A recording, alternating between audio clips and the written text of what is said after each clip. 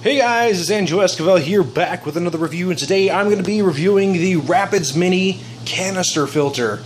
Now, this canister filter says it's good for up to 20 gallons, however, based on the gallons per hour, I would probably keep it to a maximum of a 10-gallon tank. That being said, let's take a look at what comes with everything in the box. First off, the canister filter itself. You'll notice it comes with bio rings, and if we open it up, this is a two-stage system. This little piece right here folds in nicely, and this is kind of a pre-filter slash chemical filtration. This is what I believe to be activated charcoal, carbon, whatever you want to call it, and it just kind of stuffs right in there. And got the nice bio rings, and you see this is the impeller. Simply kind of just slides in the little hole that was created for it, and everything kind of just latches together. However, it appears you got to be a little more diligent, so let's try that again. Okay, not a problem. This little piece actually just snaps onto a little piece down there, and I kind of accidentally wriggled it loose, so that was my bad. So this top part comes up here. Oh, falls off again. Okay, so not the greatest start in the world to a review, but after just putting it on properly, it snaps and holds the impeller down. We got the out and the in tube. Let's focus the camera, there we go. The out and the in tube right here, and I believe this is a valve that will open and close so that when it's time to do maintenance on the filter, it shuts everything off. Now the in and out tube simply go on a barb fitting right here, and it locks tight with this little screw if you're able to push it down far enough. And so you would undo that, push it down all the way, screw it in nice and tight, and there you go.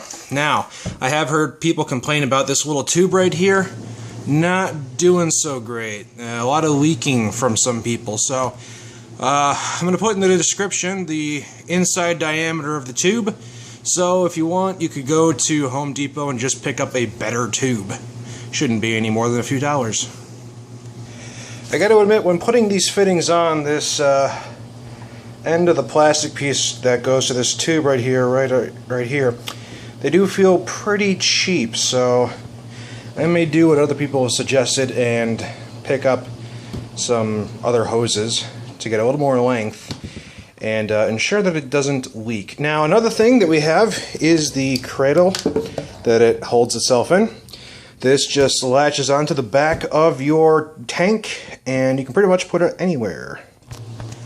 Other odds and ends include the little downward hook suction piece, little kind of a distributor for the suction, and yes indeed it comes with a spray bar. One of the nice things about canister filters, even distribution of the water. It also comes with 1, 2, 3, 4 little suction cup clamps so that you can place the tubing however you see fit.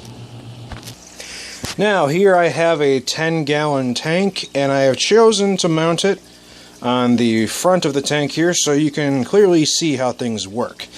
Let's plug it on up and see how it does. Alright, so I have it all hooked up and working now, and one thing I want to note, based on my experience really quick hooking it up, is this is not a self-purging system. Now I've got my Penplex Cascade 1000 over there, and normally on a canister filter you have a purging pump, which you would press down in order to suck up the water and get the impeller started.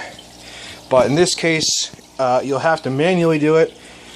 Simplest way is to simply create some suction, either with your mouth or whatever, on this end, just enough so that water gets into the system, starts to build up, and has enough to get out to complete the cycle. And to show you that it is working, I have the spray bar going. Looks like it's doing a good job. So I'll just continue to let it do this.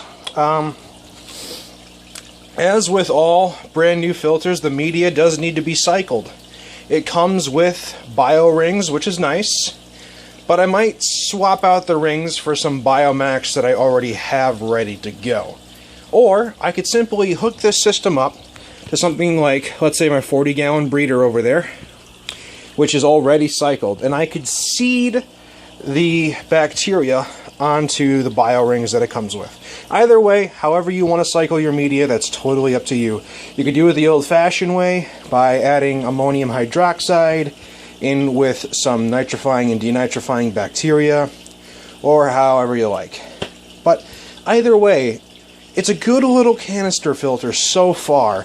My main concerns still are these cheap, and I mean really cheap, hoses.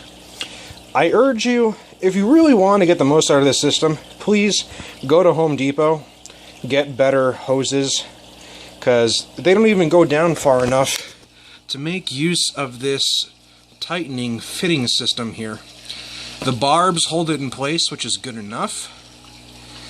And, well, we'll just have to see how it plays out. But so far, everything seems to be doing exactly how it should. And as far as micro canister filters go, for a 10-gallon, I'd say it's right on the mark. But as you can see with the size, I really don't think this is appropriate for a 20-gallon system. That being said, it does work. It does function exactly as advertised so far. So, there's not really much else more to it. I mean, other systems like my Penplex Cascade had a lot more complex stuff to go over, but with this, you've pretty much seen everything. How about that? So, hopefully you guys liked the little review. Yeah, if you like, don't forget to comment, rate, subscribe, show your friends, check out my other videos, I got plenty of them, and I'll see you next time.